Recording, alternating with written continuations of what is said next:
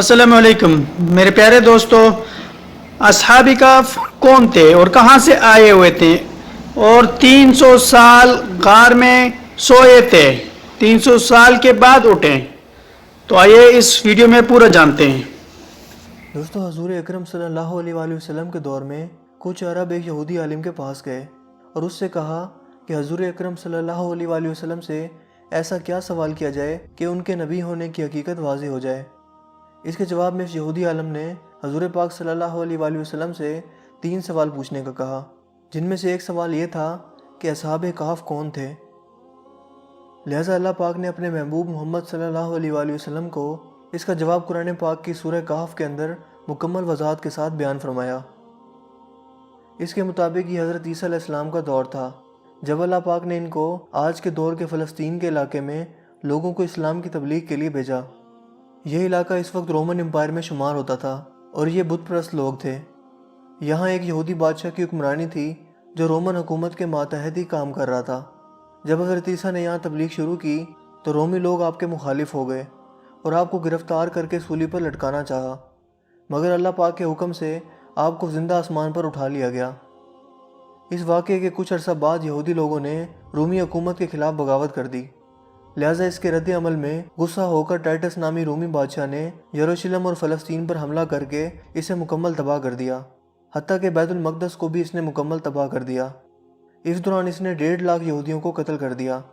جو بچے کچے یہودی یہاں رہ گئے تھے وہ جان بچا کر فلسطین سے نکل گئے، اور یوں صرف عیسائی لوگ جو حضرت عیسیٰ علیہ السلام کے ماننے والے تھے، ان کی تعلیمات کے پیروکار تھے، صرف وہی فلسطین میں موجود رہ گئے۔ دوستو، اس زمانے میں دقیانوس نام کے بادشاہ کی حکومت تھی جو کہ رومی تھا اور بت پرست تھا، لہٰذا اس کی حکومت میں موجود عیسائی لوگوں پر اس نے ظلم و ستم کرنا شروع کر دیا، یہاں تک کہ حضرت عیسیٰ کے ماننے والوں یا ان کے چند نوجوان حواریوں کو ایک روز اس نے اپنے دربار میں بلا لیا اور ان سے کہا کہ میں تمہیں چند روز کی مہلت دیتا ہوں کہ تم اپنے نئے دین یعنی عیسائیت سے باز آ جاؤ، ورنہ میں تمہیں قتل کروا دوں گا۔ دوستو، عیسیٰ علیہ السلام کے پیروکار یہ نوجوان لوگ دراصل اصحاب کہف تھے، جن کے واقعہ کا ذکر قرآن پاک کی سورہ کہف میں وضاحت سے موجود ہے۔ ان نوجوانوں نے جب یہ دھمکی سنی تو شدید پریشان ہو گئے، کیونکہ وہ اس بادشاہ سے لڑنے کی ہمت نہیں رکھتے تھے اور نہ ہی اس شہر میں رہ کر عیسائی تعلیمات جاری رکھ سکتے تھے، ورنہ دقیانوس بادشاہ ان کو قتل کروا دیتا۔ لہٰذا انہوں نے شہر چھوڑ کر کہیں بھاگ جانے کا فیصلہ کیا اور اللہ پاک کی ذات پر بھروسہ کر کے شہر سے نکل گئے، یہ سوچتے ہوئے کہ اب اللہ پاک ہی ہمارے لیے کوئی فیصلہ کرے گا اور ہمارے لیے کوئی نیا راستہ بنائے گا۔ یہاں تک کہ وہ ایک پہاڑ کے غار میں جا کر چھپ گئے اور وہیں اسی غار میں ہی سو گئے، یہاں تک کہ سوتے سوتے ان پر 300 سال کا عرصہ گزر گیا، یعنی 300 برس تک یہ لوگ اس غار میں سوتے رہے۔ دقیانوس نے جب ان لوگوں کو تلاش کروایا تو اسے معلوم ہوا کہ یہ لوگ اس غار کے اندر موجود ہیں، تو وہ بے حد غیظ و غضب کا شکار ہوا، لہٰذا اس نے غصے میں آ کر حکم دیا کہ غار کو ایک سنگین دیوار لگا کر بند کر دیا جائے تاکہ یہ لوگ اسی غار میں رہ کر ہی مر جائیں اور کبھی باہر نہ آ سکیں۔ جبکہ اس نے جس شخص کے ذمہ یہ کام لگایا وہ بہت ہی نیک اور ایماندار آدمی تھا۔ اس نے اصحاب کہف کے نام اور ان کی تعداد اور پورا واقعہ ایک تختی پر کندہ کروا کر تانبے کے صندوق میں رکھ کر دیوار کی بنیادوں میں رکھ دیا، اور اسی طرح کی ایک اور تختی شاہی خزانے میں بھی رکھوا دی۔ اس 300 سال کے عرصہ کے دوران دقیانوس بادشاہ مر گیا اور کئی بادشاہ اور کئی حکومتیں آئیں اور چلی گئیں، یہاں تک کہ 300 عیسوی میں رومن امپائر نے بھی عیسائیت اختیار کر لی۔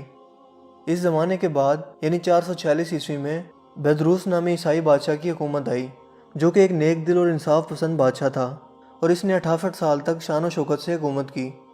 اس کے دور میں مذہبی فرقہ پسندی جب عروج پر پہنچ چکی تھی اور لوگوں میں مرنے کے بعد دوبارہ زندہ کیے جانے اور قیامت کا یقین ختم ہوتا جا رہا تھا، تو اپنی قوم کا یہ حال دیکھ کر بیدروس نامی بادشاہ انتہائی رنجیدہ ہوا اور ایک روز اپنے مکان کی تنہائی میں جا کر بند ہو گیا۔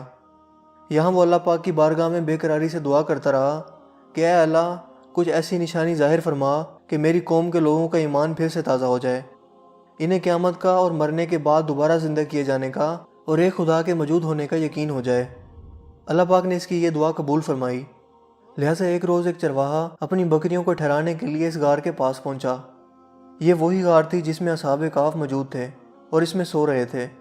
اس چرواہے نے چند لوگوں کے ساتھ مل کر اس دیوار کو گروا دیا۔ اس دیوار کے گرتے ہی دیوار گرانے والوں پر ایسی ہیبت اور خوف طاری ہوا کہ سب گھبرا کر وہاں سے بھاگ گئے۔ یوں اللہ پاک کے حکم سے اصحاب کہف اپنی نیند سے بیدار ہوئے اور ایک دوسرے سے سلام و کلام میں مشغول ہو گئے۔ جب انہیں بھوک لگی تو اپنے ایک ساتھی جس کا نام یملیخا تھا اس سے کہا کہ تم بازار جا کر نہایت خاموشی سے کھانا لے کر آؤ اور یہ بھی معلوم کرنا کہ دقیانوس ہم لوگوں کے بارے میں کیا ارادہ رکھتا ہے۔ جب یملیخا غار سے نکل کر بازار پہنچے تو یہ دیکھ کر حیران رہ گئے کہ شہر میں ہر طرف اسلام کا چرچا اور بول بالا نظر آ رہا ہے، حتیٰ کہ لوگ اعلانیہ حضرت عیسیٰ علیہ السلام کا کلمہ پڑھ رہے ہیں اور ان کی تعلیمات پر عمل بھی کر رہے ہیں۔ اس کشمکش میں یملیخا ایک دکان پر کھانا لینے کے لیے پہنچے اور کھانے کی قیمت کے بدلے میں دقیانوسی زمانے کا سکہ دکاندار کو دے دیا، جو کہ ظاہر ہے 300 سال پہلے کا تھا اور اب بند ہو چکا تھا، حتیٰ کہ اس کو کوئی پہچاننے والا بھی باقی نہ رہا تھا۔ دکاندار نے یہ سکہ دیکھا تو اس کو شک ہوا کہ شاید اس شخص کو کوئی پرانا خزانہ مل گیا ہے، لہٰذا اس نے یملیخا کو سپاہیوں کے سپرد کروا دیا تاکہ وہ ان سے خزانے کے بارے میں پوچھ گچھ کریں۔ یوں سپاہیوں نے یملیخا کو پکڑ لیا اور ان سے سوال کرنے لگے کہ بتاؤ وہ خزانہ کہاں ہے۔ جواب میں یملیخا نے کہا کہ میرے پاس کوئی خزانہ موجود نہیں ہے، یہ ہمارا ہی روپیہ ہے۔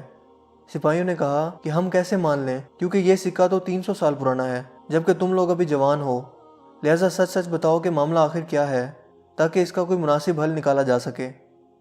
جواب میں یملیخا نے کہا کہ پہلے مجھے یہ بتاؤ کہ دقیانوس بادشاہ کا کیا حال ہے۔ سپاہیوں نے یہ سنا تو جواب دیا کہ آج اس نام کا کوئی بادشاہ پوری روئے زمین پر موجود نہیں ہے، مگر ہاں سینکڑوں سال پہلے اس نام سے ایک بے ایمان بادشاہ گزرا تھا اور وہ بت پرست تھا۔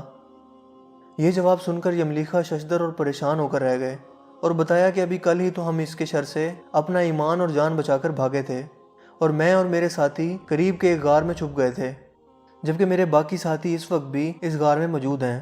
تم لوگ میرے ساتھ چل کر خود ہی ان کو کیوں نہیں دیکھ لیتے؟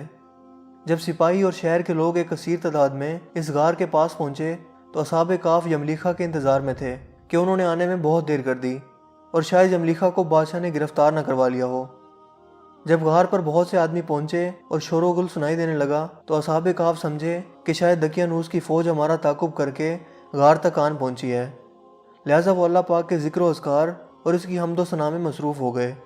سپاہیوں نے غار پر پہنچ کر وہ تانبے کا صندوق برآمد کر لیا اور اس کے اندر سے تختی کو نکال کر پڑھا تو وہاں اصحاب کہف کے نام اور یہ لکھا ہوا تھا کہ یہ مومنوں کی جماعت ہے اور اپنے دین کی حفاظت کے لیے دقیانوس بادشاہ کے خوف سے اس غار میں پناہ گزین ہوئی ہے اور دقیانوس نے غصے میں آ کر اس غار کے منہ کو بند کروا دیا ہے، لہٰذا جب کبھی بھی یہ غار کھلے تو لوگ اصحاب کہف کا حال یہاں سے معلوم کر سکیں۔ سپاہی یہ دیکھ کر حیران و پریشان رہ گئے اور جب کچھ سمجھ نہ آیا تو اپنے بادشاہ بیدروس کو اصحاب کہف کی اطلاع دی۔ بیدروس بادشاہ نے جب یہ خبر سنی تو فوراً اپنے عمرہ اور عمائدین شہر کے ساتھ اس غار پر پہنچ گیا۔ اصحاب کہف نے غار سے نکل کر بادشاہ سے تمام واقعہ بیان کیا۔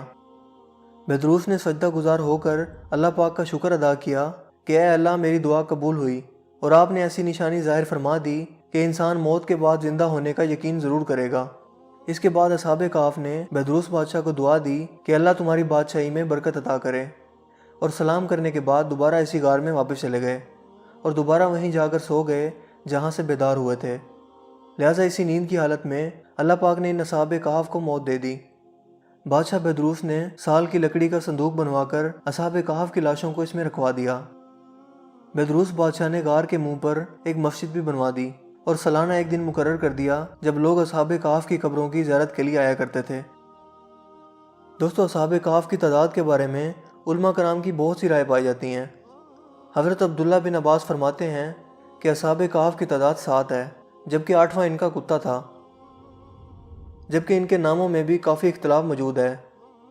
حضرت علی رضی اللہ تعالیٰ عنہ سے روایت ہے کہ ان کے نام یہ تھے: یملیخا، مکشمنا، مشلینا، مرموش، گبرنوش، شازنوش، اور 7واں ایک چرواہا تھا جو ان کے ساتھ چل پڑا تھا، جس کا ذکر آپ نے نہیں فرمایا، جبکہ ان لوگوں کے کتے کا نام کثیر تھا۔ دوستوں، یہاں سوچنے کی بات یہ ہے کہ آخر ایسا کیسے ممکن ہوا؟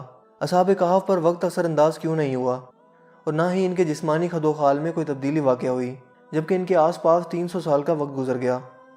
سائنسی طور پر اگر اس کی وضاحت کریں تو ایسا تب ممکن ہو سکتا ہے جب تھیوری آف ریلیٹیوٹی کے مطابق اس غار میں جہاں اصحاب کہف لیٹے ہوئے تھے، اس جگہ کا گریویٹیشنل فیلڈ غار سے باہر موجود جگہوں سے بالکل کم ہو گیا ہو یا پھر تقریباً ختم ہو گیا ہو۔ لہٰذا ان کے لیے وقت رک گیا ہوگا، جبکہ ان کے آس پاس کا تمام وقت چلتا رہا۔ بظاہر ایک ہی فریم آف ریفرنس کے ہوتے ہوئے ایسا ناممکن نظر آتا ہے، مگر تمام جہانوں کے پالنے والے رب کے لیے، جس کے ہاتھ میں دنیا و کائنات کا نظام موجود ہے، کچھ بھی ناممکن نہیں ہے۔ یہ تو محض انسانی سوچ کی حدود ہیں، جبکہ اللہ پاک کے لیے سب کچھ کن فیکون کی دوری پر موجود ہے۔